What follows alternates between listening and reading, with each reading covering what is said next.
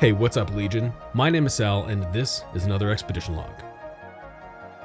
In this episode, we'll be concluding ExLog Phase VI, and we're also closing out the 2019 New England Dead Mall Tour with a young mall that died at the age of 33. As always, I hope you're all well out there and not suffering too badly as the flora begins pollination. I want to give a quick shout out to all of my patrons and elite explorers who've supported me through the years. It means the absolute world to me, and I especially appreciate you all sticking with me while I'm out there busy playing concerts and slammed at my day job. Thank you all so much. I'm going to try to get episodes out a bit quicker as we move into the warmer months, so please stay tuned.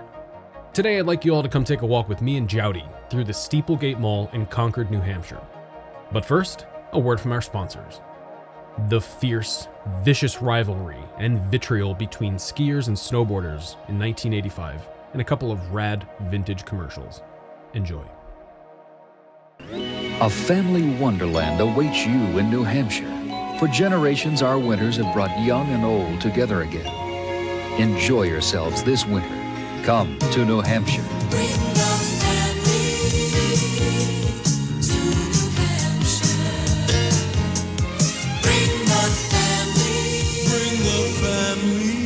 Call 1-800-453-9000 for a winter vacation kit, or write New Hampshire Vacations, Concord, New Hampshire. Because they're missiles. They cause nothing but problems, those things do. This is what all the fuss is about. It's like snow surfing, but the operators of the hills want them off. The skiers, we try and keep them separated, but the snowboards come down the slopes, and they'll go right in between the skiers, and we'll kick them off, and they'll just lip us off. And they're dangerous, because if one of these skateboards or ski boards, whatever they're called, hit a person, they'd break their leg, because they're just like a missile. And most of them have no brakes on them. Ski hill operators refuse to let anyone with a snowboard onto the chairlift, so they have to hike to the top of the mountain and then find a secluded ski trail where they won't get caught. Quite a lot of them are uncooperative. Some of them have had a little bit to drink, and smart alecks. You know, you go up and approach them in a very calm, collect manner, and they tend to lip you off. You ask them very nicely to leave, that they're endangering the public and possibly themselves, and they swear at you, they tell you to get lost, mind your own business. So it's quite a problem for us, really. Skiing is the same way, you know. People, you know, they get on skis and they just think they can overcome the world, and they just head down most. Even if snowboarding is just another fad, the people who work on local ski hills say one season is one too many. Do you see any compromise in the future at all? No. Skiing is becoming more and more popular, and if these boards become more and more popular, it's going to be more hassles, more confrontation. So we just like to say that we don't want them at all. And Smart Alex. The place, Steeplegate Mall, Concord. The event, LensCrafters' new store grand opening. The promise, custom crafted eyeglasses in about an hour. LensCrafters in-store laboratories prepare your lenses and frames with meticulous care and precision. That's how we promise and deliver custom crafted eyeglasses in about an hour. Now at 12 convenient area locations, including our new store at Steeplegate Mall in Concord, New Hampshire.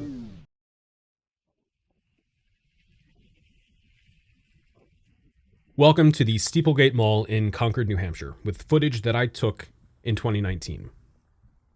This young mall has a pretty complex past, so let's jump right into the historical narrative. The Homart Development Company, which was a subsidiary of Sears Roebuck & Co., announced plans to build a mall here in Concord, New Hampshire back in 1988, and the construction would begin a year later in early 1989. The mall was designed to reflect the architectural stylings of northern New England and would include a clock and bell tower, a center court with an 8-sided roof and glass cupola which resembles a Shaker meeting house. During the mall's construction, the city of Concord spent about $7 million in improvements to expand roads, install traffic lights, and extend sewer and water lines all around the mall. And as a sign of goodwill, Homart donated $35,000 towards improving the city's bus service and another $60,000 towards a park along the Merrimack River near the Everett Arena for Concord's waterfront park project.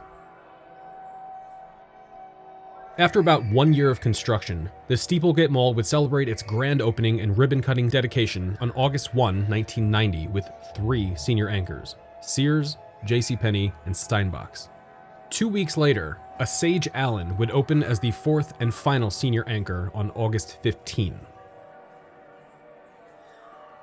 Some of the stores that would open included The Limited, Wilson's Suede and Leather, J. Riggins, Foot Locker, Naturalizer, Tom McAn, Hallmark, and The Gap, among others.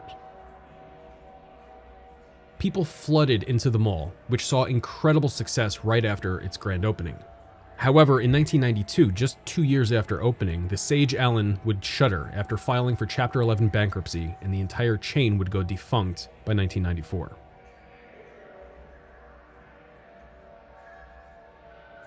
One year later, in 1995, Sears sold off its Homart Development Corporation division to then Des Moines-based General Growth Properties, or GGP, in a $1.85 billion deal, which included the entire portfolio of Homart malls. Of the 25 malls included, the Steeplegate Mall was now owned by GGP, who then had the mall reassessed, and as a result, they took out a new $35 million mortgage on the property. On February 9, 1999, the Crowley Milner & Co., or Crowleys, filed for Chapter 11 and announced that they would be liquidating the 9 remaining Crowleys and 16 remaining Steinbachs, of which the Steeplegate Steinbachs was included on the chopping block. It closed later that year. GGP preempted this move by signing a new anchor tenant before the space was even vacant, and on Wednesday, November 3 of the same year, the Bon-Ton opened in the former Sage Allen space, and a second Bon-Ton in part of the old Steinbachs, which it shared with a new Circuit City. Steeplegate leapt into the new millennium riding on the shoulders of the most successful developer at the time. But things would go sideways as GGP would make a bold new acquisition after moving their headquarters from Des Moines to Chicago in 2000. GGP purchased the Rouse Company and its entire mall portfolio on November 12, 2004 for $7.2 billion. Then they decided to refinance many of their properties. The Steeplegate Mall was reassessed at $65 million, and a new mortgage was taken out for a whopping $84 million, which secured 2 notes, one from Bank of America with a principal amount of $67,935,299.01, and another note from Guggenheim Structured Real Estate Funding for $15,677,360.55. By 2008, the United States was in the midst of a horrible recession, but the Steeplegate Mall was now assessed at over $80 million. GGP had assumed a sick amount of debt, and as a result of their acquisitions amidst said recession, they were now $25 billion in debt. The following year, in 2009, Circuit City closed at Steeplegate, and GGP missed a deadline to pay $900 million against 2 of their Las Vegas properties, causing the GGP stock price to fall 98% within 12 months. After filing one of the biggest, if not the biggest, real estate bankruptcy ever, GGP would receive a $2.65 billion equity investment from Brookfield Asset Management, and by early November of 2010, GGP had all of their creditors paid in full, and they successfully pulled out of bankruptcy. Every time I come across that story while researching a mall, I'm so genuinely impressed that they survived that bankruptcy, and I'm kind of shocked actually at the same time. Now, it's worth noting that Brookfield eventually did buy the rest of GGP for about $15 billion after this $2.65 billion investment. But that happened in 2018, and GGP nor Brookfield were part of Steeplegate's ownership at that time. So I just wanted to throw that out there right now because I find that story fascinating. Anyway. By 2011, GGP wanted to reposition their portfolio by transferring 30 malls to a new investment arm called Rouse Properties. Then CEO of GGP, Sandeep Mathrani, said the transaction, quote, enables GGP shareholders to participate in Rouse's significant growth potential as a standalone entity and efficiently streamlines GGP into a highly focused premier mall owner, close quotes. So 30 malls would be cut from the main GGP portfolio, sent over to their new branded Rouse subsidiary. And at the time, through various instruments of pushing debt around, Steeplegate had a new mortgage with a drastically diminished value, now down to $47 million. In 2013, the mall was assessed at a value of $52 million, which GGP had been fighting since about 2004, which got all the way up to the state Supreme Court, who eventually relented and sided with the owners in 2008 when the value was around $80 million. But by 2014, the GGP Rouse subsidiary had announced that they were about to default on their mortgage, as the mall's value had dropped to only $37 million following the departure of a bunch of tenants. Rouse was facing a $47 million balloon payment in 2015, and since it was for more than the mall was worth, they decided to purposefully not pay it and let the mall go into receivership in 2014. And on November 13, 2014, the mall was quitclaimed over to receiver Krista L. Freitag. 1 year later, the mall was transitioned back to the bank by April of 2015. The Steeplegate Mall was dropping in value by the year, and in 2016, it was only valued at about $15 million, while it was in the hands of various banks, who decided to auction the mall off. It was sold for $10.3 million in a sealed bid to Great Neck, New York-based Namdar Realty Group. And because of the nature of the sealed bidding, Namdar didn't even have to announce any of their future plans for the mall, if they even had any. Go figure. As a sign of positive growth for Steeplegate, Hatbox Theater opened a few months after Namdar came in. Hatbox is a live performance venue for various types of shows that are put on for live audiences, and it may be the only one operating in a mall that I've ever seen. The Bonton shuttered in April of 2018 after a round of mass closures, and the following year, I showed up with Jowdy in March of 2019 to capture the footage that you've been watching. The mall would see other fairly unique tenants come and go through the next few years, such as the Capital City Charter School taking over the Bonton space, and a health club called The Zoo taking over the other Bonton Women and Children's store. A trampoline park opened where the Circuit City was shortly after. Sears was in the midst of their own round of mass closures, with 96 locations seeing liquidation, and on February 6, 2020, the Steeplegate Sears shuttered its doors, with JCPenney holding them all up as its only traditional senior anchor. The mall temporarily closed due to COVID-19, but it was reopened a few months later. And like many malls through the country, Steeplegate lost a ton of business in 2021. And by February of 2022, Namdar told the remaining 5 businesses inside the mall's concourse that they had a month to vacate, not specifying any reason other than that they would be changing the inside of the mall. Then, on April 22, the doors were finally locked to the mall's interior, leaving only 6 businesses with exterior access open.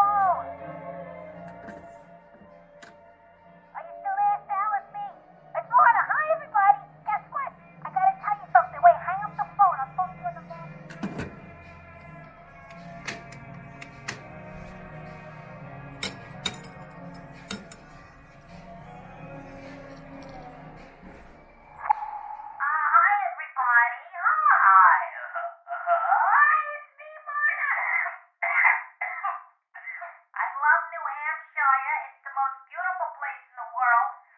I used to vacation as a small child on Lake Winnipesaukee. I love it up here. I want to live here forever, but Sal won't let me come up here. But guess what? It's Sal's birthday when you're watching this on the day he put it out, I think. Pretty sure. But say hi, he's old now, so old. But happy birthday, Sal! We're not going to do a April Fool's joke on everybody this year on the channel. That was a stupid idea with the Nintendo games, but we're going to just keep playing Nintendo Mario Kart Switch. So I love everybody. Beautiful, beautiful, gorgeous people. It's so pretty. I love you all so much. Stay tuned. We're going to have more episodes. This is the end of Phase VI. And we're going to do Phase VII with some really cool stuff. So love you, everybody. Goodbye. Happy birthday, Sal.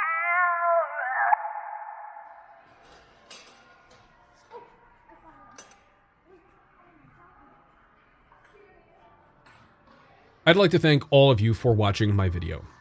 It's always sad when a mall shutters for good, especially one like this that brought so many jobs and economic growth to a city like Concord, New Hampshire. If any of you locals out there could please give me a status on where this mall is at. I know the interior's closed, but there were a few remaining stores that had exterior access, and I'd love to know how it's doing, or if all of them are closed. I'm not sure. Please let me know down in my comments or across my various social media places. You can find me on Twitter, Facebook, and Instagram, but if you want to chat with me live directly, the best way to do it is to join my Discord server, home of DMod. Just go to discord.gg/dmod to join, answer a couple of questions from a moderator, and you're in. Links for everything are down below. Thanks again to my patrons and elite explorers and everybody that has donated and supported me over the years with super chats and everything else. Thank you all so much. You make trips like this possible, and all of you rock. I'll be back soon with ExLog 116 kicking off Phase VII, which will include some incredible episodes. Seriously, you don't want to miss any of the stuff I have coming, so make sure you subscribe and ring the bell. But until then, please stay safe out there, Legion. Take care of yourselves and have a fantastic day.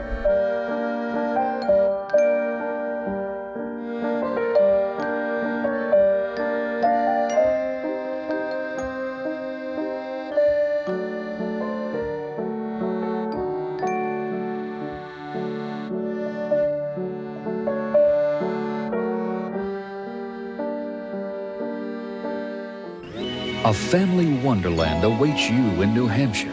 For generations, our winters have brought young and old together again. Enjoy yourselves this winter. Come to New Hampshire.